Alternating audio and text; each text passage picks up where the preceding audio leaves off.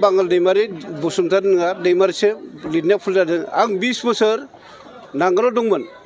थेवबो 20 बोसोर थानानै नांथाबगासिनो नाथाय दिनैसिम रिहन दैमारिया खननै EM जाबाय नैबेयाव जेबो होनो हायाखिसै आंनि न'आ गोबायग्रोसो ओमफ्राय आं सानसेखालि फैसा बिदोंमोन गथ'नि एडमिसनाव दा गथ'आ MA फरायगासिनो दं आंना माबा बर' मेजर लानानै रिजाल्ट मोनसिगोन नै बेयाव फैसा बिनायाव आंखौ गैयाल' होनना बुंहरो आं गाबो मोखां फैदों बिनिफ्राय दाख्लैबावो उदालगुरि डिस्ट्रिक्ट मिटिं जादोंमोन आं खौरां प्राइमारि लेङाइ आफादगिरि बेयावबो बुंदोंमोन आं मोसौ बोरायखौ मानो हालेवहोबाय थानो दाब्राखौ गोदान होनो हाया होनबा मानो खरेस औवारिखौ आं टिकेट मोनजानो लुबैदोंमोन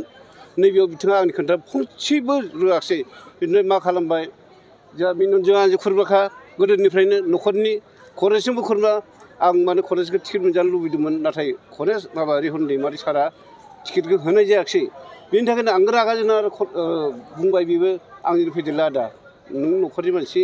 आरो आं जुदि दिनै जइन जाबाय आंल' नङा जों गामिनि बहुद मानसि जों लिस्ट होफैखादों दा नेक्स्ट माबायाव जोंहा मिनन फंबाया जुदि टिकेट मोनब्ला ओरैनो देरहाखानाय बिथांमोना गेलेयाबाबो जासिगोन नामा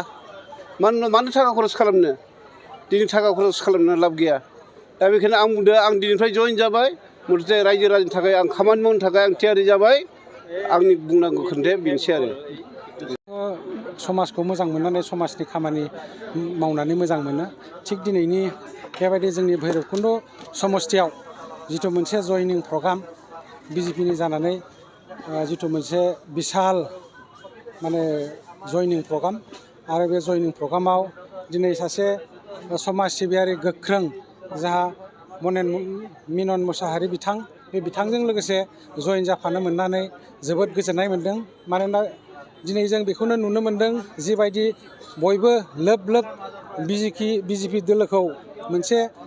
उन्नयननि जिथु नोजोरथिजों नायनानै बेबायदि माने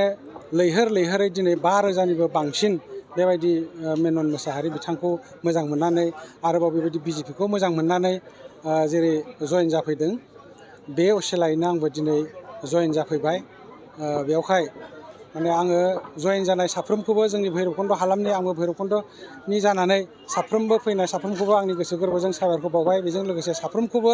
गोसो गोरबोजों आंबो साबायखर बावनायजों लोगोसे आङो बिथां मिनन मोसाहारिया बे हालामाव मोजाङै मावलांगोन थामहिनबा उन्नतिनि गासै लामा लांगोना बेफोरखौ गासैखौबो मावलांगोन बेफोरखौ जोङो मिजिंथिबाय आसा खालामबाय आं बे समाव बारा गोबाव बुंलिया आं एसेनोसै